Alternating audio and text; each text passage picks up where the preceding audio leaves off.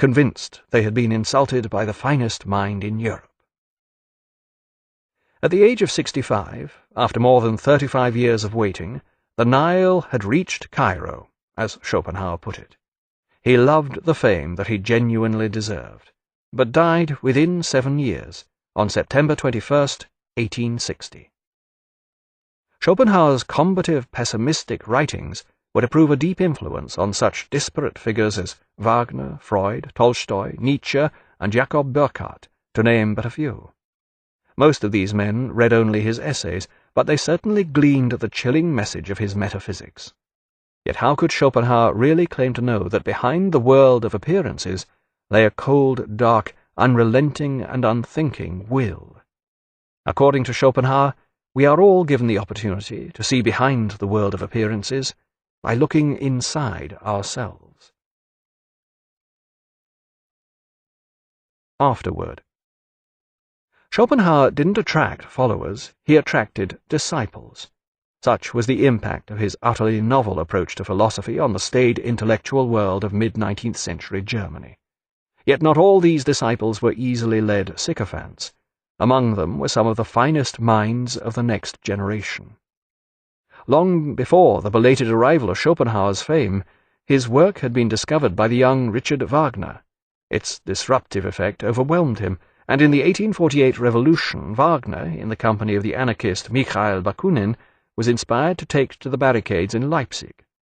As we have seen, Schopenhauer was horrified by such behavior, which could easily have cut off his private income, and thus forced the philosopher to embark upon the asceticism he so recommended. Wagner had been intoxicated with Schopenhauer's writing and filled with Schopenhauerian pessimism. In his youthful enthusiasm, Wagner blended this seemingly incompatible combination into an anarchic nihilism that was all his own. For years afterward he continued to gain artistic inspiration from reading Schopenhauer, despite the fact that his understanding of the philosopher's work bore little semblance to what Schopenhauer had intended. Siegfried is not noted for his oriental resignation. Schopenhauer's appeal to the creative temperament has continued to the present day, inspiring almost as many different responses as it has creators. Figures as disparate as Thomas Mann, James Joyce, Samuel Beckett, and Thomas Bernhardt all found a rapport in Schopenhauer and his pessimistic outlook. But Schopenhauer's effect on ensuing philosophers was to be even more drastic and even more disparate. The hapless Philipp Meinlander took Schopenhauer's pessimistic view of the world to its extreme with regard to the problems of both society and the individual. The only way to solve the problem of the poor was to give them everything they desired. This would immediately convince them of the vanity of such things and the futility of life. They would then be able to face up to the problem of individual existence, which Meinlander solved by committing suicide. Nietzsche decided to take a different approach.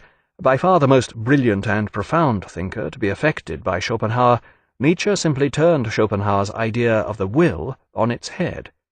Instead of the world being driven by a blind evil will, which could be combated only by ascetic withdrawal, Nietzsche advocated the will to power.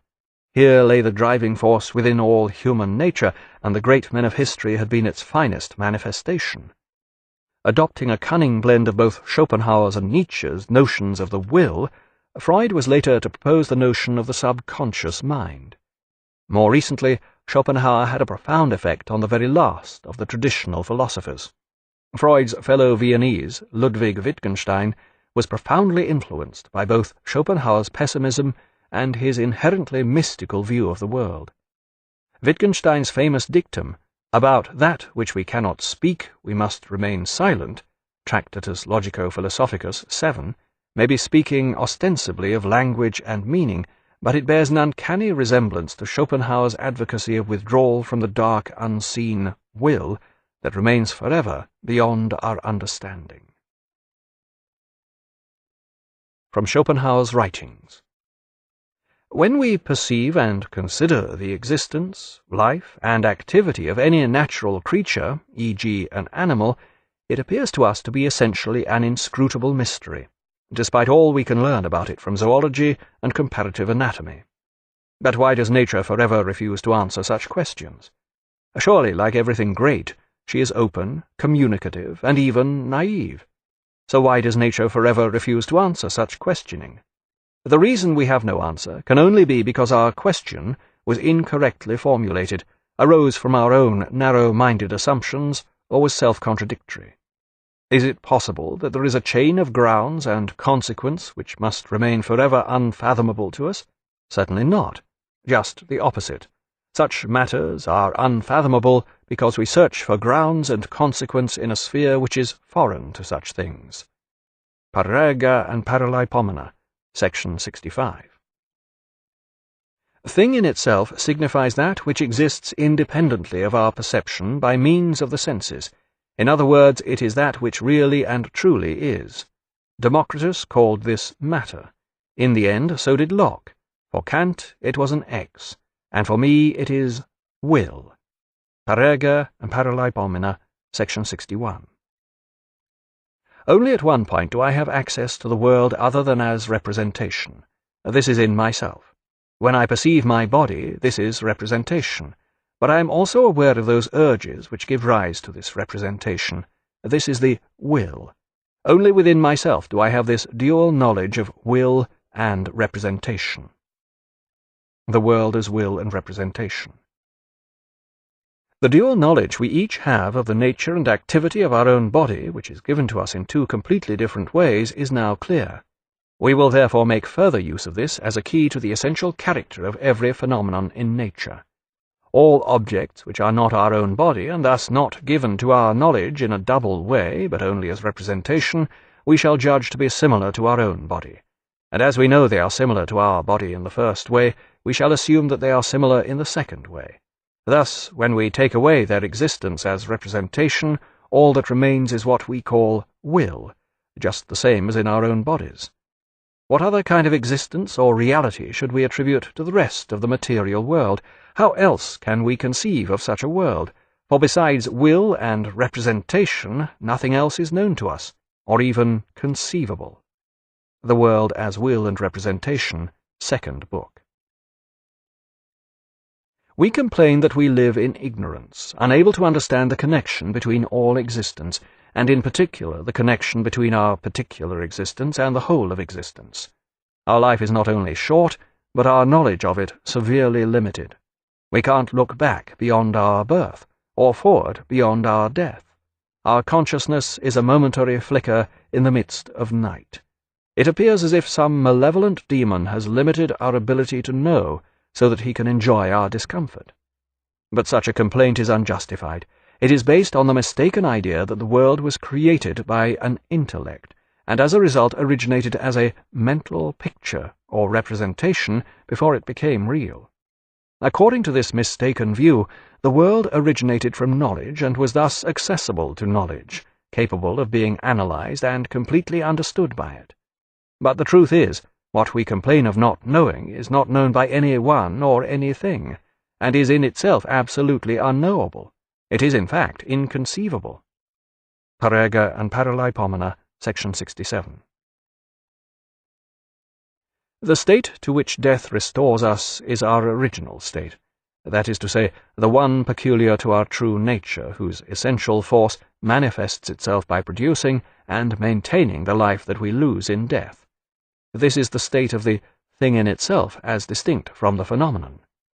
In this original state, cerebral knowledge, which deals only with phenomena, is thus superfluous. So it disappears.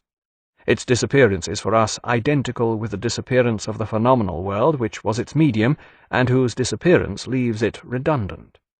Even if, while we were in this original state, we were offered this animal consciousness, we would refuse it, just as a cured cripple refuses crutches. Thus, whoever begrudges the impending loss of his cerebral consciousness, which is merely a phenomena and can only be used in the phenomenal realm, is like the converted Greenlanders who refused the idea of heaven because there were no seals in it. Parerga and Paralaipomena, section 139. All this means is that life can be regarded as a dream and death as the awakening from it, in which case the individual personality belongs to the dreaming rather than the waking state. Subsequently, death appears to the individual personality as annihilation. On the other hand, if we look upon life as a dream, death no longer becomes a transition to something strange or new, but merely a return to our original state, where life is seen merely as a brief episode. Parega and Paralaipomena, section 139. Still more preposterous is the theory that the state is the condition of moral freedom, and in this way the condition of morality. Freedom lies beyond phenomena, and indeed beyond human arrangements. As we have seen, the state is hardly directed against egoism in general. On the contrary, it arose through egoism and exists only to further it. This egoism is well aware of where its best interests lie. It proceeds methodically, forsaking the narrowly individual point of view in favor of the universal point of view, thus becoming the common egoism of all. The state is therefore created on the understanding that its citizens will not behave morally, that is, choose to act in the right way for moral reasons, i.e., for the good of all. For if this were the case, there would be no need for the state in the first place. So the state, which is intended to bring about the well-being of its citizens, is by no means directed against egoism in general. It is only directed against the multiplicity of particular egoisms and their deleterious effect on the collective egoism which desires the general well-being. The World as Will and Representation, 4th book. Money is human happiness in theory. Anyone who is no longer capable of actual happiness longs for money. When will replaces knowledge, the result is obstinacy. If you want to know your true feelings towards someone, note the immediate impression made on you by the arrival of an unexpected letter from him, or her. Parega and Paralaipomena, section 320, 321, and 326. Chronology of significant philosophical dates. 6th century BC. The beginning of Western philosophy with Thales of Miletus. End of 6th century BC. Death of Pythagoras. 399 BC. Socrates sentenced to death in Athens. Circa 387 BC. Plato founds the Academy in Athens, the first university. 335 BC. Aristotle founds the Lyceum in Athens, a rival school to the Academy. 324 AD. Emperor Constantine moves capital of Roman Empire to Byzantium. 400 AD. St. Augustine writes his Confessions. Philosophy absorbed into Christian theology. 410 AD. Sack of Rome by Visigoths heralds opening of Dark Ages. 529 AD. Closure of Academy in Athens by Emperor Justinian marks end of Hellenic thought. Mid-13th century. Thomas Aquinas writes his commentaries on Aristotle, era of scholasticism. 1453. Fall of Byzantium to Turks, end of Byzantine Empire. 1492. Columbus reaches America. Renaissance in Florence and revival of interest in Greek learning. 1543. Copernicus publishes On the Revolution of the Celestial Orbs, proving mathematically that the earth revolves around the sun. 1633. Galileo forced by Church to recant heliocentric theory of the universe. 1641. Descartes publishes his Meditations, the start of modern philosophy. 1677. Death of Spinoza allows publication of his Ethics. 1687. Newton publishes Principia, introducing concept of gravity. 1689. Locke publishes Essay Concerning Human Understanding, start of empiricism. 1710. Berkeley publishes Principles of Human Knowledge, advancing empiricism to new extremes. 1716. Death of Leibniz. 1739 to 1740. Hume publishes Treatise of Human Nature, taking empiricism to its logical limits. 1781. Kant, awakened from his dogmatic slumbers by Hume, publishes Critique of Pure Reason. Great era of German metaphysics begins. 1807. Hegel publishes The Phenomenology of Mind, high point of German metaphysics. 1818. Schopenhauer publishes The World as Will and Representation, introducing Indian philosophy into German metaphysics. 1889. Nietzsche, having declared God is dead, succumbs to madness in Turin. 1921. Wittgenstein publishes Tractatus Logico-Philosophicus, claiming the final solution to the problems of philosophy. 1920s. Vienna Circle propounds logical positivism. 1927. Heidegger publishes Being and Time, heralding split between analytical and continental philosophy. 1943. Sartre publishes Being and Nothingness, advancing Heidegger's thought and instigating existentialism. 1953. Posthumous publication of Wittgenstein's Philosophical Investigations, High Era of Linguistic Analysis. Chronology of Schopenhauer's life. 1788. Arthur Schopenhauer born in Danzig. 1793. Schopenhauer family leaves for Hamburg before Prussian occupation of Danzig. 1803 to 1804. Accompanies family on tour of Europe. 1805. Suicide of father. 1807. Moves to Weimar. 1811 to 1813. Studies in Berlin. 1814. Acrimonious end to relationship with mother. 1819. First edition of The World as Will and Representation published. 1820. Lectures in Berlin a dismal failure. 1821. Throws Frau Market downstairs and loses court case incurring regular payments. 1833. Settles in Frankfurt. 1844. Second edition of The World as Will and Representation. 1851. Publishes Parerga and Paralaipomena. 1853. Achieves fame at last. 1860. Dies in Frankfurt. This concludes the reading of Schopenhauer in 90 Minutes by Paul Strathern. Copyright 1999 by Paul Strathern. This book was read by Robert Whitfield. This unabridged recording was published by arrangement with Ivan R.D., publisher, and was produced in 2004 by Blackstone Audiobooks Incorporated, which holds the copyright thereto. Neither this recording nor any portion of it may be reproduced or used for any purpose without prior written authorization from Blackstone Audiobooks. If you would like to obtain a complete catalogue of our titles or our monthly update telling you about new releases and our new collection of books on CD and MP3, write to Blackstone Audiobooks, P.O. Box 969, Ashland, Oregon, zip code 97520, or call 1-800-SAY-BOOK. That's 1-800-729-2665. You may also obtain the same information from our award-winning website. Our address, all one word, is www.blackstoneaudio.com. Thank you. His utterly novel approach to philosophy on the staid intellectual world of mid-19th century Germany. Yet not all these disciples were easily led sycophants. Among them were some of the finest minds of the next generation. Long before the belated arrival of Schopenhauer's fame, his work had been discovered by the young Richard Wagner.